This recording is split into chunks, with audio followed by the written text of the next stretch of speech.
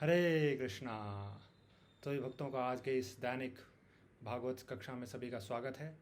तो अभी तक हम श्रीमद् भागवत के चतुर्थ स्कंद के 27वें अध्याय के 11वें श्लोक तक देख चुके हैं और आज हम 12वें श्लोक के आगे देखना प्रारंभ करेंगे। तो हम मंगलाचरण से शुरुआत करेंगे। ओम ज्ञानतिमिरान्धस्य ज्ञानाञ्जनश्लाघया चक्षुरुन्मीलितं येन तस्मै श्रीगुरवे नमः। श्रीचैतन्यमनोभीष्टं स्थापितं येन भूतले स्वयं रूपः कदा मह्यं ददाति स्वपदान्तिकं। वन्देऽहं श्रीगुरो श्रीयुतपदकमलं श्रीगुरून् वैष्णवांसः श्रीरूपं साग्रजातां सहगणा रघुनाथान्वितं तं सजीवं साद्वैतं सावधूतं परिजनसहितं कृष्णचैतन्यदेवं श्रीराधाकृष्णपादान् सहगणा ललिता श्रीविशाखान्वितांसः। नमो विष्णुपादाय कृष्णप्रेष्ठाय भूतले श्रीमते भक्तिवेदान्त स्वामिनिते नामिने। नमस्ते सरस्वती देवे गौरवाणी प्रचारिणे निर्विशेषा शून्यवादी पाश्चात्यदेशतारिणे। जय श्री कृष्ण चैतन्य प्रभु नित्यानंद श्री अद्वैत गदाधर श्रीवासादि गौर भक्तवृंद। हरे कृष्णा कृष्णा कृष्णा हरे हरे, हरे राम राम राम हरे हरे। हरे कृष्णा कृष्णा कृष्णा हरे हरे, हरे राम राम राम हरे हरे। हरे कृष्णा कृष्णा कृष्णा हरे हरे, हरे राम राम राम हरे हरे। मुखं करोति वाचालं मौनं गायति यत्कृपातमहं वन्दे श्रीगुरुसादरं श्रीचैतन्येश्वरं परमानन्दमाधवम्।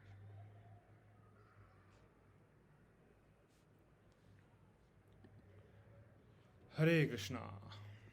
तो जैसा कि हम कल तक श्रीमान श्याम सिंह प्रभु ने हमको 5 श्लोकों के बारे में जो बताया पिछले 5 श्लोकों में, उसका जस्ट हम एक छोटा सा रिकैप देखेंगे। देन आगे हम श्लोक क्रमांक 12 से शुरुआत करेंगे।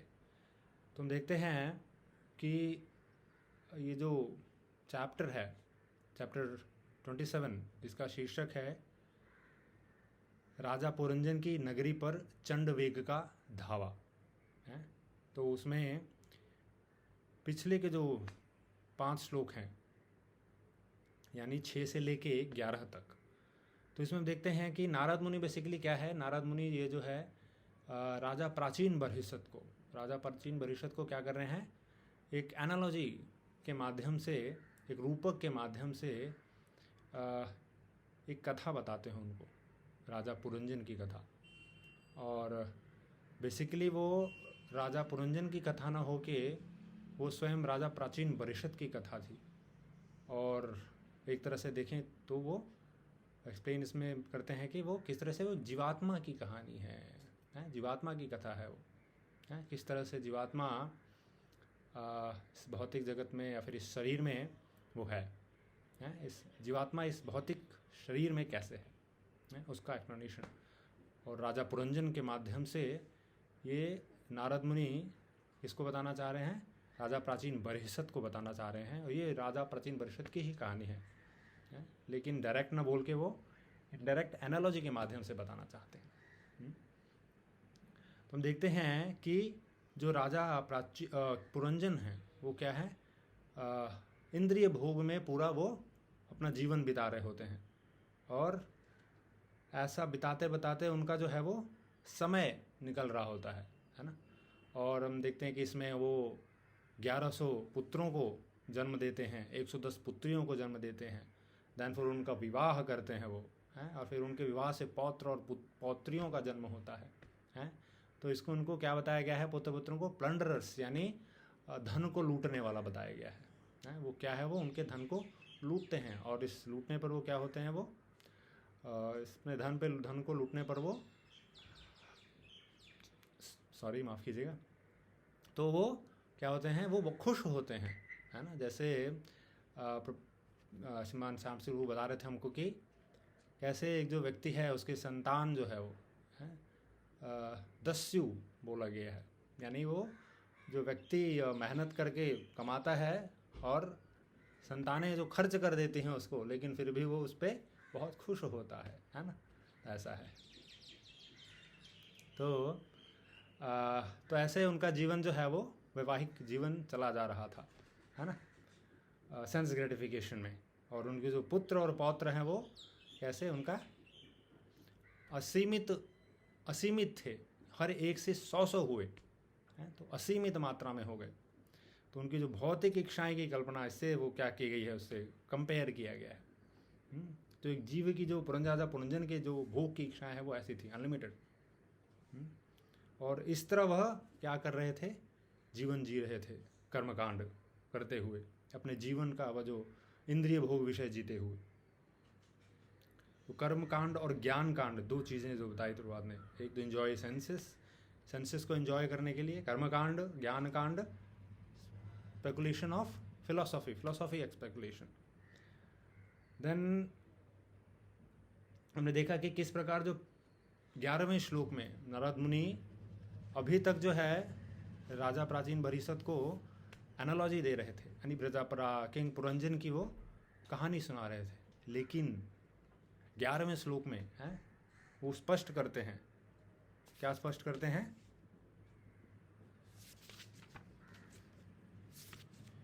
11वें श्लोक में बोलते हैं कि हे राजा प्राचीन भरीषत, तुम्हारे ही तरह राजा पुरंजन भी अनेक इच्छाओं में उलझा हुआ था।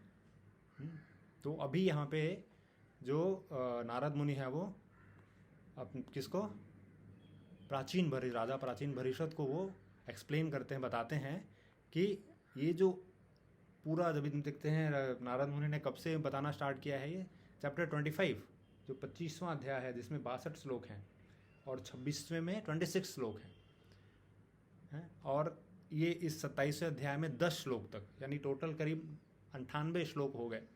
तो ये पूरा 98 श्लोक बताने के बाद कि राजा पुरंजन की स्टोरी बताने के बाद फिर यहाँ पे जो नारद मुनि बताते हैं उनको, राजा प्राचीन भरीषत को, कि भाई मैं एक्चुअली तुम्हारे बारे में बता रहा हूँ, हैं तुम्हारे ही तरह उस राजा पुरंजन की इच्छाएं जो हैं वो क्या है, पूर्ण नहीं हो रही थी। और पूर्ण इच्छाएं, वो बहुत इच्छाएं थी, असीमित इच्छाएं, और वो कर्मकांड में लगा हुआ था, हैं असीमित निशंस हत्याएं कर रहा था, पशु हत्याएं, यज्ञ कर ली, है ना, बहुत सारे यज्ञ कर रहा था कर्मकांड में, और क्या कर रहा था वो, पशु हत्याएं कर रहा था। तो नारद मुनि पशु हत्याएं बंद करवाना चाहते थे, हैं। तो इसलिए इतना बोलने के बाद, इतने श्लोका 98 श्लोका बोलने के बाद लास्ट में अभी 11वें श्लोक में वो बताते हैं प्राचीन भरीषत को कि जो किंग पुरंजन है ये तुम्हारी ही तरह इच्छाओं में उलझा हुआ था, इसलिए उन्होंने इतना देवताओं, पितर, सामाजिक नेताओं, याजी जो इतने जो यज्ञ कर रहे थे वो किस लिए कर रहे थे, ताकि ये जो प्रसन्न सबको किया जा सके, पशु हत्याएं कर रहे थे। देन इसके बाद फिर 12th श्लोका आता है, तो हम 12 से यहाँ से स्टार्ट करेंगे। श्लोका नंबर 12।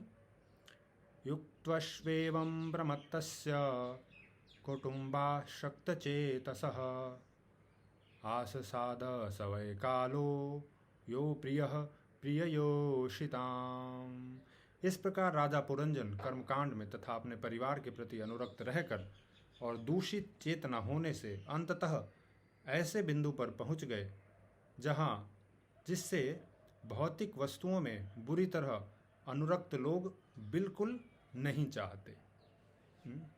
तो इसमें बता रहे हैं, क्या बोल रहे हैं कि इस प्रकार का जीवन जीते जीते कर्मकांड में और अपने परिवार के प्रति आसक्त रहकर जीते जीते ऐसा समय, एक बार ऐसा समय, ऐसे पॉइंट पे पहुंच गए, ऐसे बिंदु पे पहुंच गए जो भौतिकतावादी में लिप्त व्यक्ति को पसंद नहीं है। जो व्यक्ति भौतिकता में लिप्त है उसको वो पॉइंट पसंद नहीं है।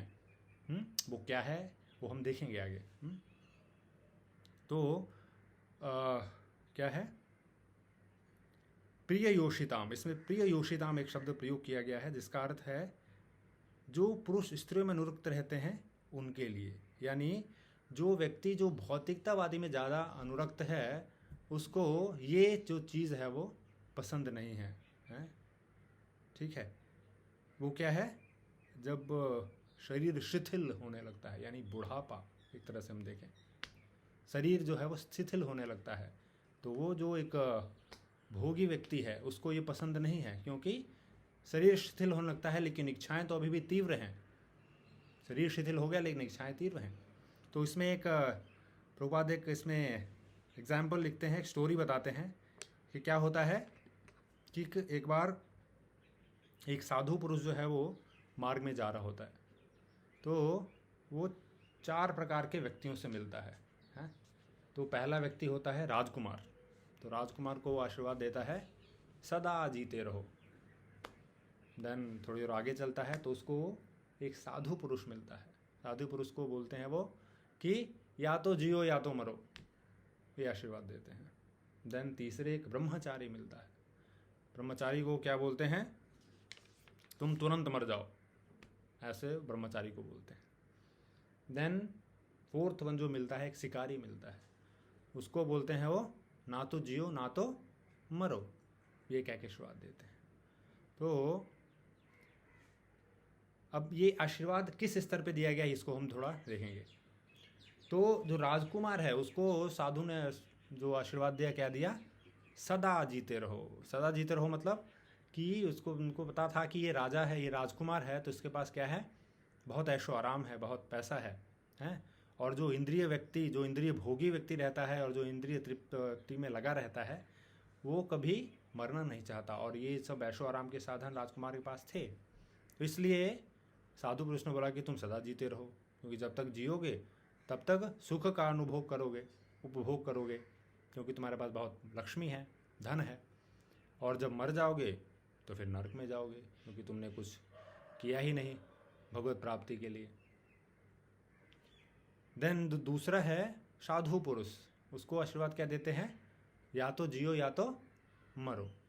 ऐसा क्यों, क्योंकि जो साधु पुरुष था वो अभी जो जीवित था तब भी भगवान की सेवा कर रहा था, और जब वो मर जाएगा या भगवत धाम जाएगा तो भी भगवान की सेवा करेगा। तो उसके लिए इस लोक में और भगवत धाम में या उस लोक में कोई अंतर नहीं था। तो इसलिए जो साधु ने बोला कि या तो जियो या तो मरो, दोनों बराबर है ना। तीसरा जो ब्रह्मचारी व्यक्ति था, ब्रह्मचारी था, उसको क्या आशीर्वाद दिया था कि तुम तुरंत मर जाओ। ऐसे क्यों, क्योंकि वो जो ब्रह्मचारी था वो तपस्या का जीवन बिता रहा था, बहुत तपस्या, है ना।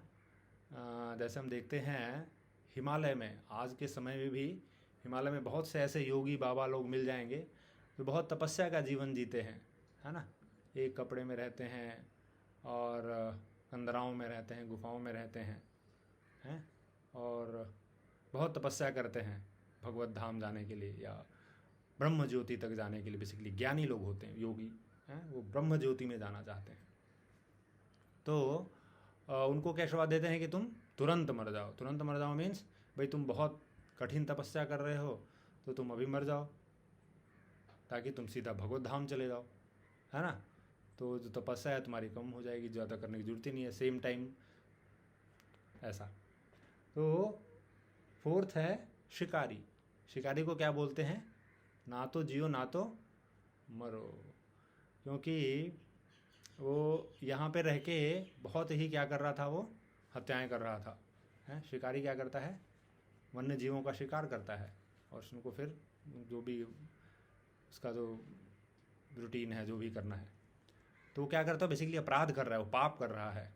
तो उसको तो जीना भी नहीं है क्योंकि बहुत पाप कर रहा है वो, और मर जाएगा तो उसको नरक जाना पड़ेगा, बहुत यातनाएं भोगनी पड़ेंगी। तो इसलिए बोलते हैं ना तो जियो ना तो मरो, है ना। तो इसलिए उपदेश दिया गया कि चाहे, क्योंकि इसलिए दिया गया ताकि वो बहुत पाप में रत था। तो अंत में क्या होता है, ये जो थोड़ी देर पहले हम देख रहे थे कि जो इंद्रिय तृप्ति में जो व्यक्ति है उसको पसंद नहीं है, क्या पसंद नहीं है, बुढ़ापा, है। क्योंकि बुढ़ापे में क्या होता है, इंद्रियां शिथिल हो जाती हैं, इच्छाएं शिथिल नहीं होती हैं, लेकिन फिर भी बुढ़ापा तो आना है कि नहीं? तो वो इंद्रियों का सुख नहीं भोग पाता है, इसलिए वो क्या करता है, उसको ये नहीं चाहिए होता है।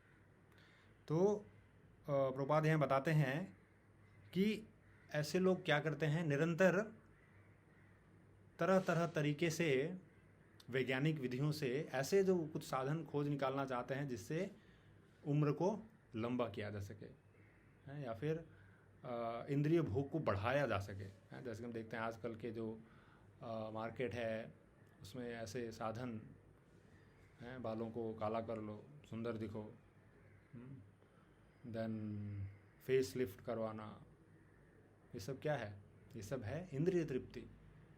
हालांकि शरीर में त्वचा में झुर्रियाँ पड़ रही हैं, लेकिन उसको क्या करना है, फेस लिफ्ट करवा के स्किन ग्लो करना है ताकि इंद्रिय भोग हम अच्छे से कर सकें। तो हालांकि ये मार्केट में अवेलेबल हैं, लेकिन क्या ये बुढ़ापे को रोक पाने में सफल हैं? नहीं। एक न एक दिन तो एवरीबॉडी हैज़ टू गो, ये कड़वा सत्य है।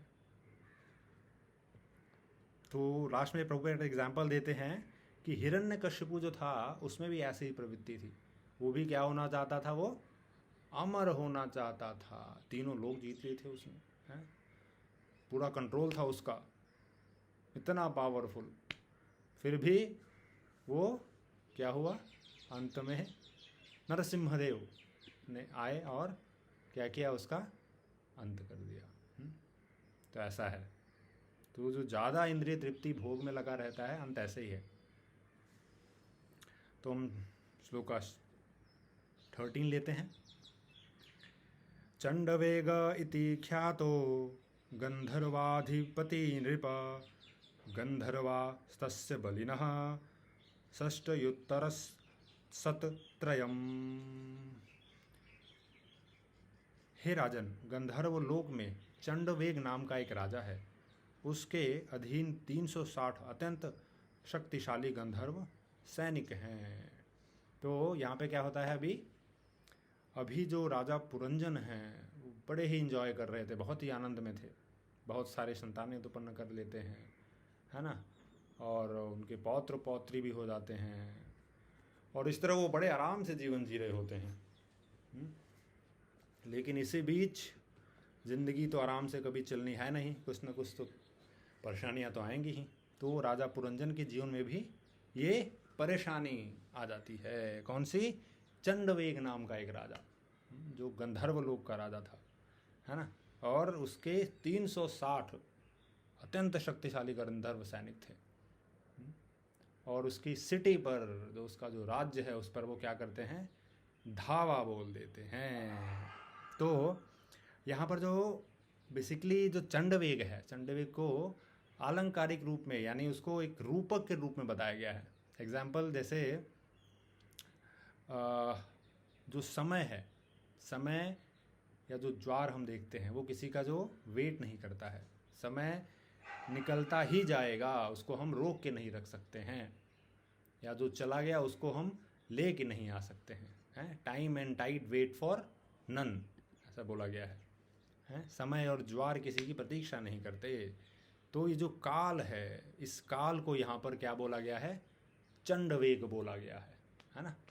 तो काल यानी समय, तो समय को चंडवेग के नाम से रूपांतरित किया गया है समझाने के लिए। जो राजा, जो नारद मुनि है, ये राजा प्राचीन परिस्थितियों के लिए समझा रहे हैं, और उसके माध्यम से हम सबको। तो यहाँ काल को चंडवेग कहा गया है, जिसका अर्थ होता है अत्यंत तेजी से गुजरने वाला। और जो जो समय बीतता जाता है, क्या होता है, हमारे जो दिन हैं वो कम होते जाते हैं, है ना।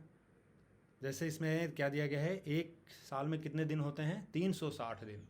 तो इसलिए इसके 360 जो सैनिक हैं, एक जो काल के गंधर्व था उसके कितने सैनिक थे, चंडवेग के 360 सैनिक थे। और ये 360 सैनिक आक्रमण करते हैं राजा पुरंजन की नगरी पर, हैं।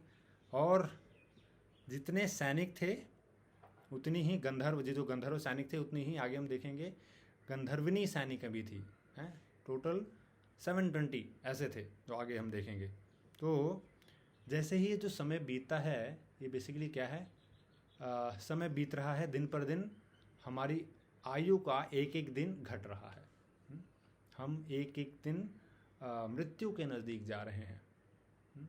तो ये जो बात है, ये भौतिकतावादी लोगों को बिल्कुल अच्छी नहीं लगती है कि क्या आप मृत्यु के बारे में बात करते हैं। जीने की बात कीजिए, एंजॉयमेंट की बात कीजिए, मृत्यु के बारे में क्यों? क्योंकि मृत्यु की बात अगर हम करेंगे तो उसको जो भोग तृप्ति है, इंद्रिय तृप्ति है, उसमें बाधा आ सकती है कि नहीं? तो इसलिए वो सोचता है कि क्यों ये बार बार मरने की बातें हो रही हैं, एंजॉयमेंट की बातें करो। लेकिन जो भक्त होता है उसके लिए ये मृत्यु क्या है, भगवत धाम का द्वार है। क्योंकि जैसे लास्ट हमने श्लोक में देखा, जो साधु पुरुष वाला जो एग्जाम्पल है, क्योंकि भक्त जो होता है वो यहाँ पे तो भगवान की सेवा कर रहा है और मृत्यु के बाद भी क्या करेगा, वो भगवान की सेवा करेगा। तो जो मृत्यु है उसके लिए एक एक स्टेप भगवान के नज़दीक जा रहा है वो। लेकिन जो भौतिकता में लिप्त व्यक्ति है वो क्या हो रहा है, उसको लगता है वो अपनी इंद्रिय तृप्ति से दूर जा रहा है, एक एक स्टेप मृत्यु के पास जा रहा है। तो ऐसा है। जैसे एक कहानी नहीं, एक रियल है। श्री संप्रदाय में एक अनंताचार्य नाम के एक संत थे श्री संप्रदाय में। तो वो तिरुपति बालाजी में बालाजी की सेवा किया करते थे, है ना। तो एक बार क्या होता है, तो बालाजी के लिए फूलों की माला बनाते थे, हैं। सुबह अर्ली मॉर्निंग उठ के, और जो फूल अभी कली ही रहती है, तो कली को तोड़ के वो फूल बनने से पहले वो एक्चुअली बालाजी के गले में चली जानी चाहिए, ताकि जब वो फूल खिले तो काफ़ी अच्छा लगे। तो ऐसा था। तो जब वो माला बना रहे थे, जब बाग से माला फूल को तोड़ रहे थे, तो उस टाइम क्या हो गया, एक सर्प ने डस लिया उनको। और वहीं पे उनके डिसाइपल थे, उनके शिष्य थे। तो उन्होंने देखा कि अरे, तो गुरुदेव को शिष्य क्या कहते हैं, सर्प ने डस लिया है। और इसके बाद फिर क्या होता है, वो बहुत चिंतित हो जाते हैं और उनको अंताचार्य को बोलते हैं, चलिए आपको ये सर्प ने काट दिया है, कह लो इलाज होना चाहिए। तो बोलते हैं नहीं, किस लिए? बोला आपको मृत्यु हो जाएगी। बोला तो क्या हो गया, मैं यहाँ पे हूँ तो अभी फूल तोड़ रहा हूँ, बालाजी के लिए माला बनाऊँगा और उनको पहनाऊँगा, और जब यहाँ पे ये शरीर छूट जाएगा तो बालाजी के धाम में जाऊँगा, वहाँ पे फिर फूल तोड़ूँगा और फिर बनाऊँगा और फिर बालाजी को वहाँ पे चढ़ाऊँगा। तो मेरे तो कोई मतलब नहीं है इस मृत्यु का। तो ऐसा है। तो जो भक्त है, वो जो मृत्यु है क्या है, वो भगवत धाम का द्वार है। उसके बाद वो भगवत धाम के द्वार खुल जाते हैं उसके लिए, भक्त के लिए, है, भक्तों के लिए नहीं। तो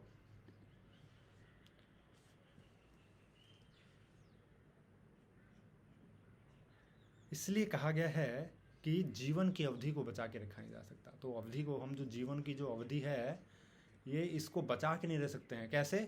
क्योंकि समय को हम नहीं रोक सकते हैं। एक दिन सुबह है, सूर्य उदय होगा, अस्त होगा, अगले फिर उदय होगा, अस्त होगा, उदय होना, अस्त होना, ये चलता अनवरत प्रोसेस है, कंटिन्यू प्रोसेस है ये, इसको हम रोक नहीं सकते हैं। और जैसे जैसे एक दिन सूर्य उदय होगा, अस्त होगा, एक दिन क्षीण हो गया हमारा, एक दिन आयु चली गई, अगले दिन घट गई, है ना। जैसे भागवत में क्या कहा गया है, लेकिन जो आयु हरती जाती है, लेकिन जो भागवत में बोलते हैं, भागवत में श्लोक आता है, लेकिन जो भक्त रहता है, क्या है उसके साथ, आयुर हरति वै पुंसाम उदनस्तम च यन्नसौ। तो वायु जो अपना जो ये जो दिन रात है, ये जो आयु तो हर रही है। तो यदि कोई अमर होना चाहता है तो क्या करना चाहिए, ये बताते हैं। तो अमर होना चाहिए तो क्या करना चाहिए, उसे इंद्रिय तृप्ति त्याग देनी चाहिए।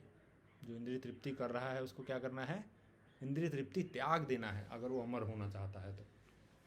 ये बहुत ही बोलने में सिंपल लग रहा है, करने में बहुत ही मुश्किल है, लेकिन इम्पॉसिबल नहीं है, हो सकता है। भक्तों के संग में अगर हम रहें, भक्ति में लग जाएं, श्री कृष्ण की, अच्युत की भक्ति में लग जाएं, तो ऐसा संभव है। तो भक्ति में लगने से मनुष्य क्रमशः भगवान के नित्य धाम में प्रवेश कर सकता है। यद् गत्वा न निवर्तन्ते तद्धाम परमं मम न तद्भाषते सूर्यो न शशांको न पावकः यद् गत्वा न निवर्तन्ते तद्धाम परम मम। ऐसा भगवान बोलते हैं कि जहाँ पे सूर्य नहीं है, जो यहाँ पे सूर्य हम देख रहे हैं कि सूर्य उदय हो रहा है, अस्त हो रहा है, वहाँ पे सूर्य ही नहीं है, तो उदय होना अस्त होने का सवाल ही पैदा नहीं है। तो उदय अस्त होगा ही नहीं तो टाइम ही नहीं है, इसका मतलब वहाँ पे काल है ही नहीं। देयर इज नो काल इन भगवत धाम। तो समय ही नहीं है, तो समय ही नहीं है तो क्या होगा, आपका आयु कैसे हरेगा, नित्य हो शाश्वत हो जाओगे वहाँ पे। तो वैसे जीवात्मा शाश्वत है, लेकिन इस भौतिक जगत में आने के बाद वो इस शरीर में जब बंध जाता है, इस शरीर में जब कैप्चर हो जाता है, तो उसको लगता है वो शरीर है, और फिर वो सोचता है कि वो मर जाएगा। लेकिन एक्चुअल क्या है, वो मरता नहीं है। अजो नित्य शाश्वतो यम पुराणो, वो क्या है, वो अजन्मा है, नित्य है, शाश्वत है, पुरातन है आत्मा। तो यदि कोई अमर बनना चाहता है तो क्या करना चाहिए, इंद्रिय तृप्ति त्याग कर भगवत भक्ति में लग जाना चाहिए। क्योंकि भगवत भक्ति में अगर हम लग जाएंगे तो निश्चय ही भगवत धाम में प्रवेश करने के अधिकारी हो जाएंगे। कंटिन्यू अगर हम लगे रहे अपने भक्ति प्रोसेस में तो निश्चय ही, भगवान बोलते हैं, निश्चय ही आप भगवत धाम आओगे।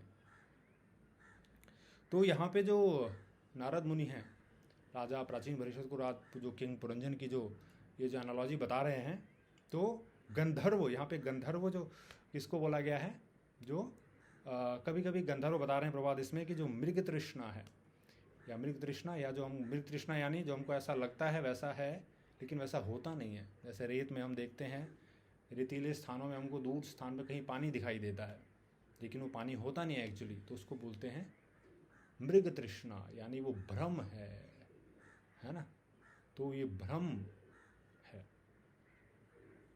तो हमारी जीवन की जो अवधि है ये क्या है, धीरे धीरे क्षीण होती जाती है। जैसे राजा जो पुरंजन है उसकी आयु जैसे ही दिन रात तो चल रहा था और उसकी आयु क्या हो जाती है, क्षीण हो जाती है। वो एंजॉय कर रहा था पत्नियों के साथ, पत्नी के साथ, पौत्रों पौत्रियों के साथ, तो उसका आयु धीरे धीरे कम होता गया है।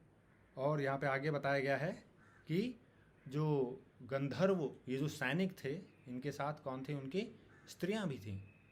तो इसका निरूपक हम आगे श्लोक में देखेंगे। श्लोका नंबर 14। गंधर्वस्ता शरीरस्य मैथुन्यश्च सिताः परिवृत्या विलुम्पन्ति सर्वकाम विनिर्मिताम्। तो चंडवे के साथ साथ गंधर्विनियों की संख्या सैनिकों की ही समान थी और वे बारंबार इंद्रिय सुख की सारी सामग्री लूट रही थी। तो दिन की तुलना किससे की गई है, जो 360 गंधर्व सैनिक थे, और जो रात की तुलना किससे की गई है, जो 360 जो गंधर्विनी, जो गंधर्वी उनकी सी कंपेनियन थी, वो उनकी तुलना उससे की गई है। तो क्योंकि रात जो है वो रात्रि विषय सुख का समय होता है, रात्रि विषय सुख की समय होती है। जब भौतिकवादी हम देखते हैं कि रात्रि में काफ़ी इंजॉय करते हैं, या तो स्त्री के साथ, या तो पब में साथ, या तो कहीं और, है ना। तो ये जो रात्रि है, जो भोगी व्यक्ति के लिए है, उसके लिए विषय सुख का समय माना जाता है ना। दिन श्वेत माने जाते हैं और रात्रियां श्याम। और जो रात्रियां भी दो प्रकार की होती हैं, श्याम तथा श्वेत। जैसे वैक्सिंग मैनी मून है ना, यानी कृष्ण पक्ष और शुक्ल पक्ष, दो पक्ष होते हैं, कृष्ण पक्ष और शुक्ल पक्ष। तो वैसे ही रात्रि भी दो प्रकार की हो गई है। तो ये दिन तथा रात दोनों मिलकर क्या करते हैं, दिन तथा रात दोनों मिलकर हमारी आयु को धीरे धीरे क्या करते हैं, क्षीण कर देते हैं। और जो इंद्रिय तृप्ति है, जो इंद्रिय तृप्ति है, उसको क्या करते हैं, वो कम कर देते हैं, है ना। भौतिक कर्म का अर्थ है इंद्रिय तृप्ति के लिए वस्तुओं का निर्माण। तो ये जो भौतिक कर्म है, जो भौतिकतावादी लोग हैं, जो भौतिक कर्म में लगे हुए हैं, यानी जो भक्ति में नहीं लगे हैं, वो भौतिकतावादी कार्य में लगे हैं। क्योंकि व्यक्ति को कार्य तो करना है, या तो भौतिक कार्य करे या आध्यात्मिक कार्य करे। बिना कार्य किए तो रह नहीं सकता है। तो जो भौतिकतावादी व्यक्ति होता है वो भौतिक कर्म में लिप्त रहता है। भौतिक कर्म अर्थात जिसमें भगवान की उपस्थिति नहीं है, या जिसमें भगवान केंद्र बिंदु में नहीं है, या जिसका उद्देश्य जो है वो स्वयं है, खुद है, सेल्फ है, तो वो भौतिकतावादी कर्म हो गया। तो भौतिकतावादी कर्म में जो भौतिकतावादी लोग हैं इतने डूब जाते हैं, इतने नवीन नवीन तरह के मशीनरीज, उपयंत्रों का निर्माण हो रहा है इंद्रिय भोग के लिए। जैसे कि हम देखें क्या डिटॉक्स, जैसे पहले डिस्कॉस डिटॉक्स हो गया, फेशियल्स हो गए, है ना, स्किन का क्या कहते हैं उसको, सर्जरी हो गई, देन बाल जिसके जो उड़ गया है उसके बाल वो अपने नए उगाता है। तो ये सब नई नई टेक्निक के माध्यम से नया नया डेवलप किया जा रहा है।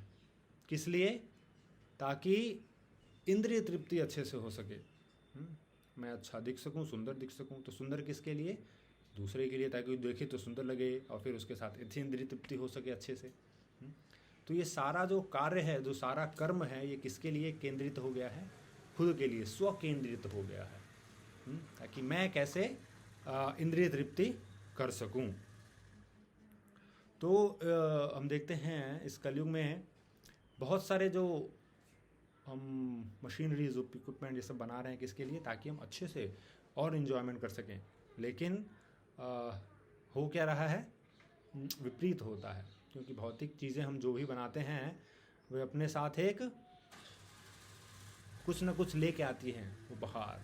जैसे कि हमने कारें बनाई, बोलते हैं कारें बनाई, तो क्या हुआ? कारें बनी तो ट्रैफिक प्रॉब्लम आ गया, है ना। पेट्रोल महंगा हो गया, आज 100 के ऊपर पेट्रोल है। देन पेट्रोलियम प्रोडक्ट्स कम हो रहे हैं। तो ये क्या हो रहा है? एक चीज़ें अच्छी हो रही हैं, लेकिन उसके साथ साथ वो पीछे दूसरी भी उसका साइड इफ़ेक्ट हो रहा है। तो ऐसा भौतिक चीज़ों के साथ होता है। हम भले ही प्रगत होने के लिए जितनी भी टेक्नोलॉजी इस्तेमाल कर लें, या जितने भी टेक्नोलॉजी को हम इनोवेट कर लें, तो उसका जो एंड रिज़ल्ट होगा, एंड रिज़ल्ट क्या होगा? वो दुखदायी होगा। जैसे मोबाइल हम देखें, मोबाइल बहुत सस्ते हो गए हैं, या फिर बहुत कम पैसे में बहुत एडवांस मोबाइल मिल रहे हैं। तो उससे हो क्या रहा है? हम एक एक 1.5 साल में मोबाइल चेंज कर देते हैं। तो उससे क्या हो रहा है? उससे ई वेस्ट, इलेक्ट्रॉनिक वेस्ट बहुत ज़्यादा बढ़ गया है। बहुत ज़्यादा इतना बढ़ गया है कि मैंने सुना था समाचार पत्रों में, कि देखा था कि ऐसे कुछ कंट्री हैं जो इस ई वेस्ट को स्पेस में ले जाने का प्लान कर रहे हैं। इतना वेस्ट बढ़ गया है, जगह नहीं है, इतना वेस्ट है। तो ये जो इतनी मशीनरीज़ हैं, कितना भी हम डेवलप कर लें, लेकिन वो ये जो 4 प्रॉब्लम्स हैं, जन्म, मृत्यु, जरा, व्याधि, इनको नहीं रोक पाएंगी, है ना। जैसे कि राजा पुरंजन देख रहे हैं, राजा पुरंजन वो एंजॉय करते करते अब धावा हो गया प्रचंड वेग का, यानी काल का, समय का। तो इससे वो क्या हो रहे हैं, अभी हम देखेंगे आगे कि क्या हो क्या रहा है। तो जितना भी हम ये सब चीज़ बना रहे हैं, इससे बेसिकली क्या हो रहा है? इससे हमारा और हम सुखी नहीं हो रहे हैं, और क्या हो रहे हैं? हम दुखी हो रहे हैं। तो लेकिन हम क्या हैं? आनंदमय अभ्यासात। हमारा स्वरूप क्या है?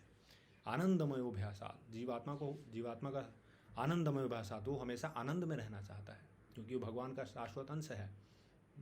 और वो क्या है? जीवेर स्वरूप है कृष्णेर अनित्य दास। भगवान का वो दास है, लेकिन वो ये सब छोड़ के क्या कर रहा है? इंद्रिय तृप्ति में लगा हुआ है। इंद्रिय तृप्ति में लग जाने के कारण क्या हो गया? वो अभी दुखी है, क्योंकि अपना मूल कर्म नहीं कर रहा है। वो उसके ऊपर एक कवरिंग आ गया है, जिसके कारण वो भटक गया है। और उस कवरिंग को कैसे हम हटा सकते हैं? वो हम भक्ति के द्वारा हटा सकते हैं। तो जब हम भक्ति करेंगे, भगवत गीता या भागवत को पढ़ेंगे, सुनेंगे, भक्तों का संग लेंगे, तो निश्चय ही ये जो आवरण है वो हट जाएगा, और हम शुद्ध स्वरूप में अपने आप को देख पाएंगे। जो है भगवान कृष्ण के दास के रूप में। तो इस तरह देखते हैं कि जो राजा पुरंजन हैं, क्या है उनका जो ये जो दिन रात है आयु है, उनकी सारी संपत्तियां हर रही होती हैं। यानी जब धीरे धीरे जैसे ही आयु समाप्त होती है, व्यक्ति को लगता है कि अरे रे ये जो ये धन संपत्ति है ये क्या होगा, इसका क्या होगा, मेरे बच्चे सारा इसको ख़त्म कर देंगे, ऐसा। तो बहुत चिंतित हो जाता है। तो ये आयु है क्या है, सब कुछ खत्म कर देगी एक दिन। ऐसा कोई नहीं है कि बचा रह जाएगा कोई यहाँ पे, सबको जाना ही है एक दिन। तो कोई कितनी ही धन संपत्ति इकट्ठी करके रखे, अंत में क्या होगा, मृत्यु आएगी और सबको लेके चली जाएगी। भगवान बोलते हैं क्या भगवद गीता में, मृत्यु सर्वहरश्चाहम। जो भौतिकतावादी लोग होते हैं उनको मैं कैसे दर्शन देता हूँ, नास्तिकवादी लोगियों को काल के रूप में, मृत्यु के रूप में, और इस तरह मैं उनका सर्वस्व हर कर लेता हूँ। मृत्यु सर्वहरश्चाहम। बहुत बहुत धन्यवाद। हरे कृष्णा। तो आगे के हम श्लोक क्रमांक 15 से नेक्स्ट क्लास में देखेंगे। बहुत बहुत धन्यवाद। हरे कृष्णा।